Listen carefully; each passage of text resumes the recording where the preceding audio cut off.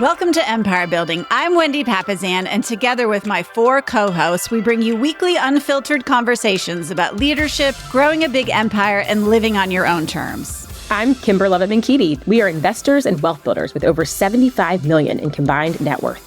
I'm Sarah Reynolds. We are visionaries who built more than 50 businesses with over $122 million in annual revenue. I'm Tiffany Fikes. We've led thousands of people and do it all while being pretty good moms. And I'm Seychelle Van Poole. We are your podcast to learn how to build big businesses and even bigger lives. Welcome back to the Empire Building Podcast. This is Seychelle Van Poole, and I have a very special guest joining us today. And this guest is someone that, you know how sometimes you just see people and you're like, how do they do it all? Heather does it all. And we're going to talk a little bit about that today. But Heather Hope is joining me today. And not only is she an incredible business person, she's also an incredible real estate teacher and business coach, on top of running her successful real estate team, the Heather Hope Realty Group. But she also, I want you to know, is a really impressive wife and mom and daughter and friend and real estate investor. So we're going to get into a bunch of different topics today. And I just could not be more excited. Heather, welcome to the Empire Building Podcast. Thank you so much, Seychelle. I'm so happy to be here. It was great to get the invite. Well, we're thrilled you're here. And I think if you're listening to us today, I want you to think about maybe being in a place where you can take some notes, because Heather's story resonated with me in a really big way. We have some very similar arcs in our journeys.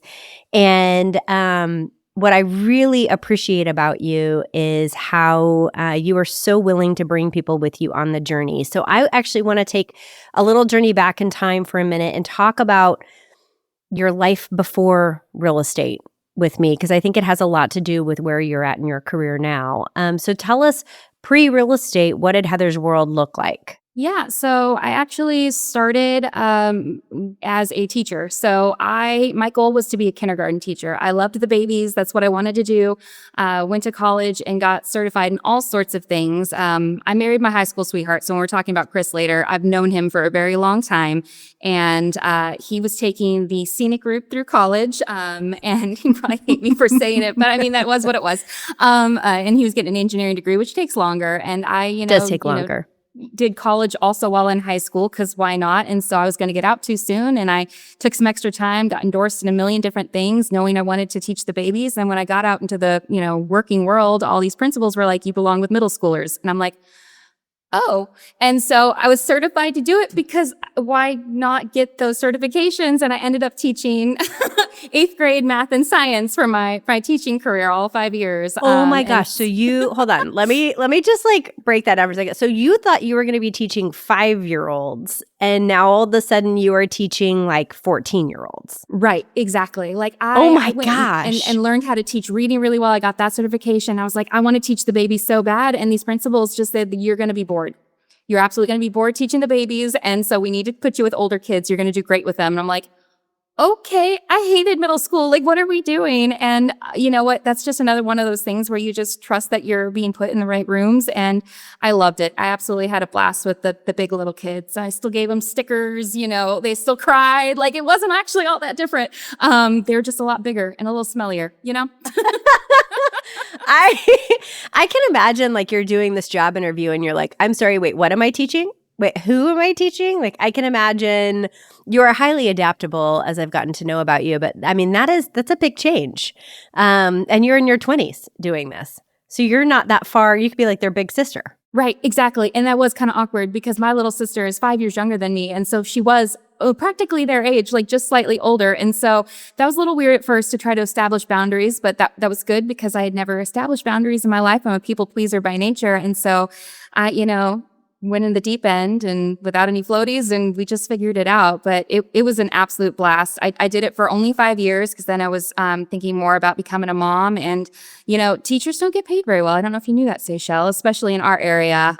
So it just, it didn't make sense to stay teaching when I had 2 babies at home. And, their daycare would have been more than my paycheck in a month. And as much as I loved teaching, I could not put past the idea of paying someone else to raise my babies while I was raising everyone else's. As selfish as that felt at the moment, it didn't feel right to not raise my own. And so I did the stay-at-home mom thing for a little bit. Turns out I don't like that. I did get bored. I was like, I don't know how all these moms did it. Like, I don't know. We say this all the time, like the stay-at-home mom path does not have to be for everyone. And for those that choose to do that, I mean, I have more admiration and respect for women that are, and dads and parents in general that are able to do that, because it takes a special skill set that not everybody is equipped with. And I love that you went for it and then also realized, okay, wait, this may not be the path for me. And like, what was that like, by the way, with young kids? Like deciding, okay, no, actually, I do want to go back to work. Did you live with any guilt with that? Like, what was that like? Absolutely. Yeah, the mom guilt was huge. I mean, that's kind of the underlying story from the very beginning of balancing family and work, because I like to accomplish things. I like to always feel like I'm moving forward. And I was raised to, be that mom, be the Pinterest mom, be there for your kids. You live for your kids, because that's how my mom raised me. And so there was definitely a lot of pulling both directions. And I mean, we even just talked about that last week I'm in Monterey, where I'm not sure, how to keep balancing this, as I want to keep growing my business and my kids are getting older. And, you think they're going to need you a little less as they get older, but they don't. Bigger kid, bigger problem. So it's been a tough pull. That's a wisdom drop, right? Bigger kid, bigger problems. That is the absolute truth, right? You think, oh, when they're in middle school, oh, when they're in high school, it's easier. No, it's not. It's not. And it doesn't get cheaper either. So it's an interesting season of life that we're in for sure right now. But yeah, so I was already doing side hustles at home because we were trying to get out of debt. And my husband, was on a W-2 fixed income type of thing. So it was what it was. And so I was selling all the kids' old clothes and toys as they grew out of them on Facebook Marketplace. I was a Rover pet sitter for a while, making pretty good money actually doing that. And then we decided that we were going to sell our house. And my daughter's best friend's mom was a realtor. And so we just used her because I didn't know any better. And she was unsuccessful in selling our house. And she was holding it open every single weekend. And we had 2 kids and 2 dogs. And so we're leaving the house every weekend for people to come through. We never got offers, and she wouldn't really tell us what was going on. And we let that expire, actually. And when it did, I took a look at what money she would have made as a commission on selling our house. And I looked at how much it costs to get a real estate license. And I'm like, even if I only sold my own home, it still financially made sense for me to get my license and do it, because I saw what she did and wasn't successful with it. I'm like, I think I probably could figure this out. Obviously people do. And so that's when I jumped into real estate. And then I balanced that as best I could with the kids. I waited until my son was able to go to preschool. And so we did part-time real estate that first year, and then it became full-time as the kids got older. I have a couple questions around that. So you're in Raleigh-Durham. When you were selling your home, it was what, 2018-ish? So it was still a pretty hot market for you at that point? Oh, yeah, absolutely. And so, when you and I have been chatting about this, for your home not to succeed, and you are going through the stress with 2 young kids and dog and family and the whole bit, you see the stress that goes into that. You are a highly empathetic person. You understand whenever, we're together in Empire Circle in Her Best Life, I watch you understand and hear and see people's stress or see people's challenges probably even greater than they do. And so I can only imagine now you're getting into real estate and seeing people's problems, seeing people's stress in a different way than, maybe other people in the business might. How was that adjustment for you, moving from a school teacher, seeing kids stress, to moving to real estate, to seeing clients stress? What was that like for you? I had a lot of self-growth opportunity because I am an empath, and I do take in other people's emotions, especially their stress. And so I would find myself just not ever being able to just shut it down and turn off and unplug. We say nothing's an emergency in real estate, and yet for the first few years especially, I sort of treated it like it was. Like, I remember not getting answers to my questions when I wasn't a realtor and I'd hired one. And so I wanted to make sure, I was answering questions quickly for my people. And I took it, on my shoulders and very personally if we weren't, like, for buyers finding the right house quickly enough, or if, we submitted an offer and didn't win in a multiple offer, because that's still common here. Actually, it's been common here for many years. And so it definitely took a lot of time and white space to really work through that for myself, so that I was able to, not build up walls per se, but at least a little bit of separation where I can feel their stress in the moment. I can empathize with where they're at, and then still be able to breathe and let it go. I will say I still tend to probably hop back on the phone and answer questions a little quicker than I need to. That's just that's become almost my brand, is that customer service aspect that we give, that white glove service. And so I'm a little bit better with the emotions, but still probably could do some more work in that area for sure. Well, being aware of your superpowers and when they can be overused to become a weakness is, I think, a really amazing self-aware part of you. And to understand that your superpower is you can feel and see things and help walk people through that is a superpower. And understanding, as we all get older in business, right, that you can, take a break and have a life and not have to carry it all, I think is a very self-aware part. And actually, when you were describing it, I felt myself take a deep breath when you said I had to learn how to set boundaries, how to put it down. I think a lot of business owners struggle with that as they grow their business and become more successful. And that's something you experienced. You started growing your business and becoming more successful and started adding people. What was that journey like for you? That's actually been a crazy one. So I was one where I had a very difficult time ever delegating any tasks or leveraging anything out, because I was so overprotective of my clients that, like, no one could do what I could do. And so first I hired a transaction coordinator. I didn't do that until year 5. So probably Perfect. Should have done that a lot sooner. Yeah, exactly. I'm a little bit of a slow learner when it comes to these things, but I go all in once I do. And so she was brand new to transaction coordination. So I didn't even hire someone with experience, but I took that as I can mold her. I can teach her everything she knows. This is the teacher in you. This is the teacher in you.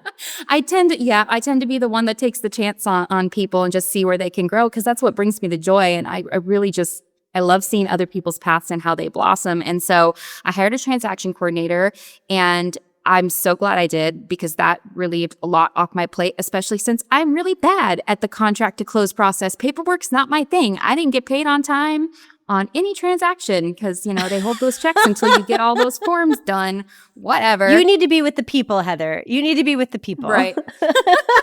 Absolutely. And so that was a good experience for me to learn, because it's like, you know what? Yes, I can do it all. And there are other people who can do some things better.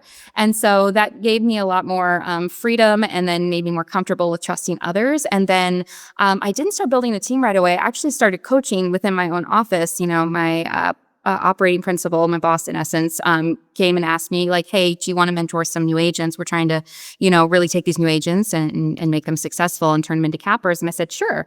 And so I took on some new agents and ended up through that process, finding ones that I'm like, hey, I think you're in alignment with my goals. And, lead gen is hard, especially our market the last year kind of took a little bit of a shift. And so some of my coaching clients were getting discouraged. So I started handing them some opportunities and see where they go with it. And from there, we now have 2 agents on our team. So it's been kind of an organic but very cool way of growing. Well, I think what's neat about that is you've gotten to do the interviewing process by experience. You've been able to watch and see how they handle business, how they handle coaching. One of the things I think you're exceptional at is taking your educator background and being able to turn that into, like, simplistic, clear ways in which to grow people's business. And I love that, like, you've become Keller Williams, like, approved instructor and are able to travel all over the country now to teach, which is incredible, in different offices, and that you're also adding in coaching clients in your market or even online to be able to help them grow. Because I think one of the hardest things in any business is, how do you get the client? And how do you plan around that? And that happens to be one of your favorite things you teach, right? Is how do you plan your business and how do you get the client? How did you arrive at being able to distill those pieces and teach those? Yeah, absolutely. So my number one favorite class to teach is business planning clinic. And it is a Keller Williams class, but it's adaptable to any brokerage, any business actually. Any business, yeah. Right. And because it's all about the numbers. And in sales, all business is actually predictable. I think most people, especially agents when they're starting out, don't realize that it can be, but it really is just a numbers game. And I've always been a fan of math, hence why I was teaching it. And so once I saw the math work in the business, like it was just like fireworks. I don't even call it a light bulb. It was fireworks for me because I just like, ooh, I got the chills. And like really, I could turn anyone's business into predictable business. Just show me your database and tell me your activities. So that's my absolute favorite class to teach. I love it. And then second to that, and I actually got to teach it last week in Charlotte, is lead generation. Now, I have a hard time filling that room up because lead generation is almost like a dirty word in our business. It doesn't sound sexy. Right, You say exactly. lead generation and everyone's like, nah, I don't, that sounds hard. I don't want to do that. I feel like they should rebrand it to be like, how to get business. Right, exactly. Like, do you want a paycheck? Like, right, Yeah. like, no, we need to take that over to like AI and get a new title. Yeah, it needs a new title because I think really it would be, let's make getting business fun. Right, And simple, like with Heather. exactly. Like you would fill the room with that. So Right. And then it's a fun class because we talk about the difference between prospecting and marketing and how you balance it and how lead gen isn't necessarily just knocking on doors and getting on the phones. There's a million different ways to do it. You just got to find your niche because your job should be bringing you joy. We're living a life by design. If we're having to lead generate in a way that, doesn't make us happy, then that's not a life by design by any means because that's, the crux, the foundation of our business. So why not enjoy what you're doing, I love that. Well, and you mentioned something that you do practice what you preach, which is living a life by design. It's building a business that serves you and your goals, not that you become a slave to it. So like if we take a look now at what your business, and I'm going to say businesses look like because you have multiple streams of income, what does your business world look like now? Right. So I have my own production because I do believe if I'm going to be coaching and teaching, I need to have, my thumb on the pulse of the market. So I still help listings and buyers, so both sellers and buyers. And then in addition to that, I've got my team and they're producing. I'm learning to hand off a lot more to them because I'm one of those rare agents that loves working with buyers. They're my favorite. And so I'm learning to love listings too and handing off as much as I can to them. And it's been great mentoring them through these opportunities and just seeing them fly with it. And in addition to that, I have the coaching like we talked about. I still coach within the market center at a productivity coaching level where I only get paid when they produce, which is a great motivator for me and for them. And I'm starting to delve into the actual just private business coaching where, we just meet every single week and we produce and get you where you want to go next. And then one other business that I've got now is the education piece. And so I was very thankful through Keller Williams. They have this great path for educators to start teaching in other firms and market centers and growing that way. And so that's the path I took. And so I can teach all of the Keller Williams coursework anywhere in the country or world if I so choose to go international, though I don't speak any other languages. So that makes it a little bit tougher. And then also I'm starting to develop my own curriculum so I can get a little bit out of the Keller Williams box and just teach elsewhere. So lots of different avenues going for me right now. I love that. Well, and just, they do have translators in all the other countries. So if you do go international, they do have translators with you too. So, or the United Kingdom. Right, exactly. I can go where they speak English. And I love it too because in teaching is my lead gen. That's the thing. And so I love working with people. I do this activity every year with my husband where we look at all of these different words, all these different values and pick what our top 3 are. And what's been consistent the last several years is my number 1 value is impact. And I get that joy, that value through teaching and coaching because I can get it through my clients, impact on them and their personal lives and the goals that they need to meet in real estate. And when I, work on helping other agents and I'm impacting other agents, I love that because it's almost a ripple effect because I'm helping them become better so that they can help all of their clients and, hopefully, change some reputation that we have as agents. Like if we all just, get a little bit better every day, we could change the world. So, well, we can change the world. And honestly, you're changing family trees, right? Like right. You went from the middle school aspect of, I believe, a well-educated kid can change the world, right? And a well-funded kid can also change the world. And by changing a family trajectory of getting into a home, starting to build equity, building a net worth, that allows a child a very different upbringing. If their family so chooses to do that. And so you still get to have that massive impact on the adult, but also on the kid and their future too. Yeah. We touched on this for a second, but I want to come back to this, which is you have made the amazing, brave, and bold decision to bring family into this business. Yes. And not everybody can do that successfully. And I would argue you and Chris make a great partnership. What has that been like for you? So it's an ever-evolving partnership, that's for sure. And so one of the trips that we take, because he always would come with me to the big events, like Keller Williams Family Reunion, all the big conferences, because he's actually a better networker than me. I'm more of a wallflower.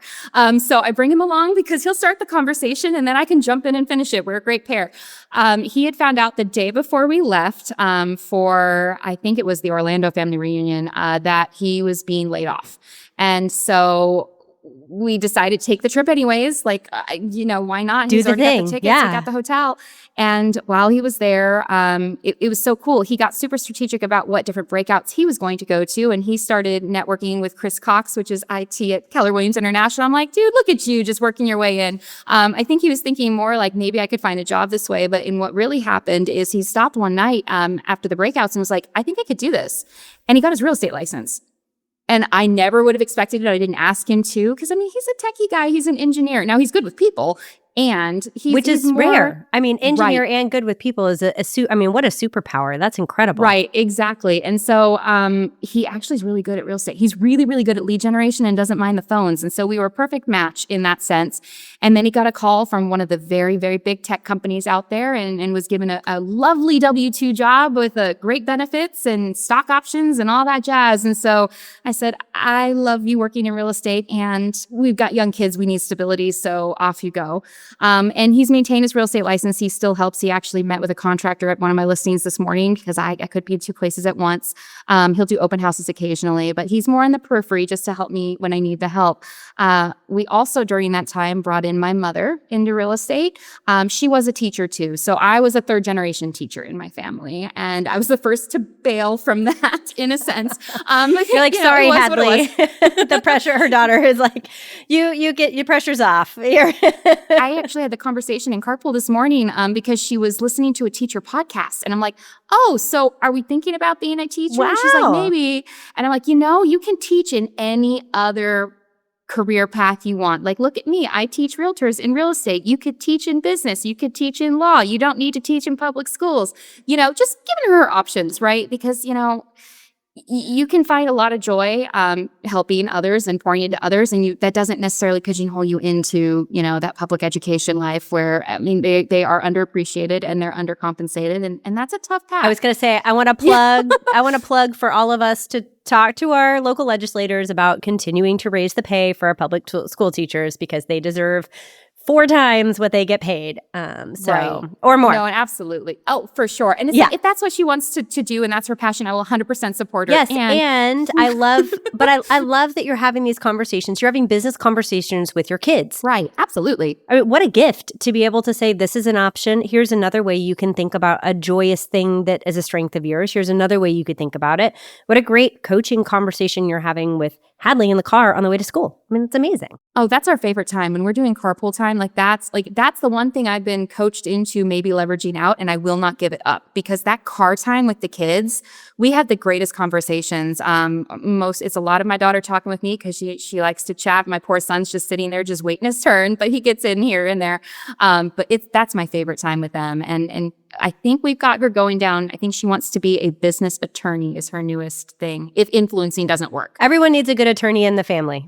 I'm just putting it out there. No, I know. I'm totally fine with that. I'll pay for that. I need to start rearranging where our money went because I wasn't planning to pay for law school. But, we'll figure that out. Believe me, if there's anyone that can figure it out, your family, Hadley, you'll figure it out. I'm not worried about that at all. Yeah, I think so. And going back to, adding family into the business, my daughter does not want to be a realtor. She has flat out told me she doesn't. I'm totally cool with that. Although I told my father that I never was going to get into sales because that's what he did. And now look, so I teach sales. So whatever, it is what it is. But my mother got into the business. It was so funny. So she was becoming very unhappy in her teaching career. She's taught for over 20 years, and just the shift that happened around COVID, it changed the environment enough that she was close enough to retirement. She's like, I think I'm not ready to be retired, but I think I'm ready to not be in the classroom anymore. And she also got her real estate license without me asking for her to or whatever. She was just inspired to do it. And so she got a real estate license and joined us. And it has taken some time to, figure out her path in her spot in my business. So I thought she was going to be a great admin. And then we had her take the KPA, which in Keller Williams is like a test to see, it's like an assessment. Yeah. It's like a personality assessment to look at your strengths and what you do easily and effortlessly. Yeah. Right. Yes. And it turned out that anything ops was at the very bottom, like 0, like not even an inkling of what her strengths were. Aren't you so glad you looked at that ahead of time instead of throwing her into the job and setting her up for failure and then having the mother-daughter relationship where it's not feeling good? So right. That's a big deal. So she tried to fight that a little bit because she's one of those, I don't know, I might get it from her, where she's like, this paper told me I'm not good at this or I can't do this. I'm going to do it anyways. Prove you wrong. Yeah. Right. The paper was right. So in this case, it was right. And that's totally fine because what we found out that she was great at is showing houses. She's now a showing assistant for us and she hosts a lot of open houses. And she's really, really great just talking to people. And then she at that point loves to just hand it off to someone else that doesn't mind picking up the phone and calling because that's not really her thing. And so she's got her own little niche in our world and in our team and she's still a part of it. And so it's going great. And it's an interesting dynamic because we live together too. And so we are really together 24/7. Both my parents live with us. We're blessed to have them in our home and all in business together. My father is our handyman. He's literally fixing things at a listing as we speak right now. And, we all come together at the end of the day and say, okay, business is done. Let's talk family and be there for the kids because that's another boundary we had to discover. That's a huge part. Yeah. I was raised with entrepreneurial parents that were in business together, and I don't think it was a common practice to have that in the 80s. But then also at dinner, it was talking about purchase orders and market and buyers and the next strategy. I learned a lot as a business person, but Nick and I will say all the time, he's like, you were raised in a business and I was raised in a family, because at the dinner table, we had very different conversations. And so I love that you're also helping to set a little bit of a boundary just from one entrepreneurially raised child. On my end, I think it's a gift. Yeah, it's a gift. I mean, and are we perfect? No. But I think it's a great awareness that you have, that you're very intentional with the experience you want to give your kids and having experience with both of those, which is really awesome. And I love that. So I have a question for you. You talked about one of the things you don't want to leverage out is carpool. What are some of the things, and that sometimes you've had trouble with delegation? I'm raising my hand. Been there. Still sometimes I'm on the struggle bus. What are some of the things that you have purposely kept that bring you joy that you don't want to leverage out? So like carpool with the kids is absolutely one of those things. I am also trying to be much better about getting my weekends back, which any real estate agent that's listening to this is like, get your weekends back, whatever. We got into this business to have our own time and we do not. And I totally get that. But that just came with leveraging. So again, if I've got someone else doing showings for me and open houses for me, that opens up my weekends pretty open to have with my own kids and my own house. Because, once in a while I like to, make my house look like some of these listings I'm creating. There's some balance there that we're still working on. But other things, like I now have a do not disturb on my phone. I shut it down and we've got a company phone line. And so if someone's going to call later and one of my other agents wants to pick it up, they can. There's no expectation that they will. That's one thing with my team. I'm trying to teach them the boundaries that I wish I had early on. I was rookie of the year my first year as a part-time agent. I obviously went all in, and it wasn't until my kids, I think this was the first year we met when I joined Empire Circle, I was upset because my kids told me I was working too much. And they were throwing extra mom guilt onto it. And from the mouth of babes, they were just, speaking their heart. And so I had to learn how to balance that. So I'm trying to teach my agents, now to do it. I'm an avid video gamer. For anyone who likes that, I like Xbox games. So Halo it up. Like that's what I like to do in my free time. We even do that with the kids. Like we've got a Minecraft world that we all do together and that sort of thing.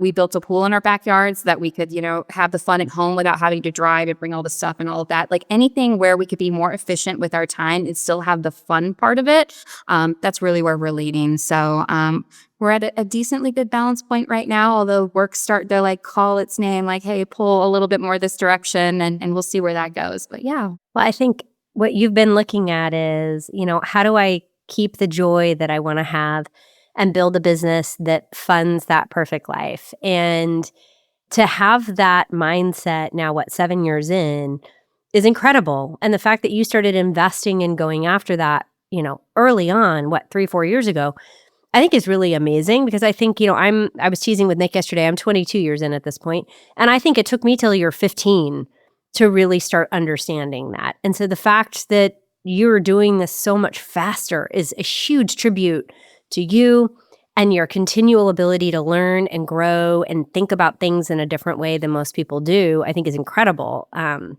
honestly, the fact that you're teaching, if I were listening to this and I would be looking for slating out my training calendar for the next year across the country, I would be bringing you in, because that is something that if you can model that, and not only are you teaching it, but you're actually doing it with experience, that's a huge, huge gift to be able to bring in to a classroom or onto a coaching call to be able to help people do. Because I think that's the hardest part of this business, is understanding how to build out a business you want, to gamify it into the numbers, to plan it, and then execute. And that's your superpower, which is so freaking cool. Absolutely. And there is one plug I'm going to make here that I really feel like if you're going to take anything from this episode to take this, stop waiting until other people give you permission to be in the room or to do the thing.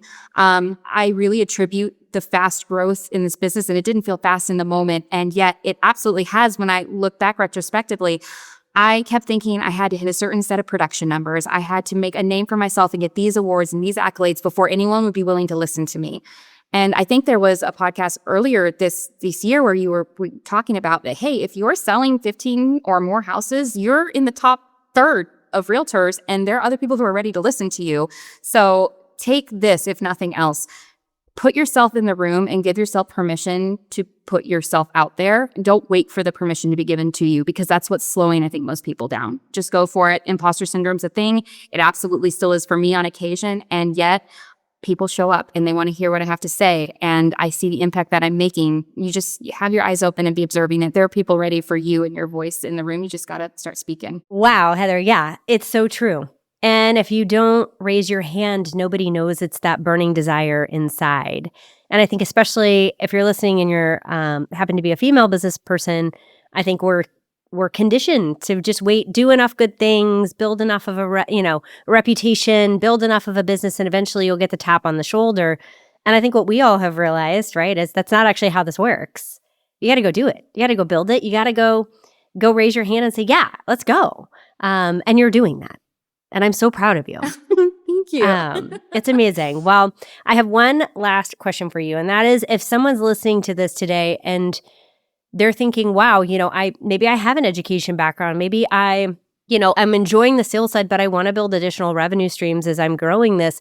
What advice would you have for somebody that's looking at, building additional things onto their sales team while they're growing their business at the same time? What would you say to them? Tap into the leadership that's at your firm. See if there is a spot where you can, share your voice, whether that is just teaching a class in your market center, maybe leaning into some newer agents and giving them some mentorship. Just try it out and see how it feels.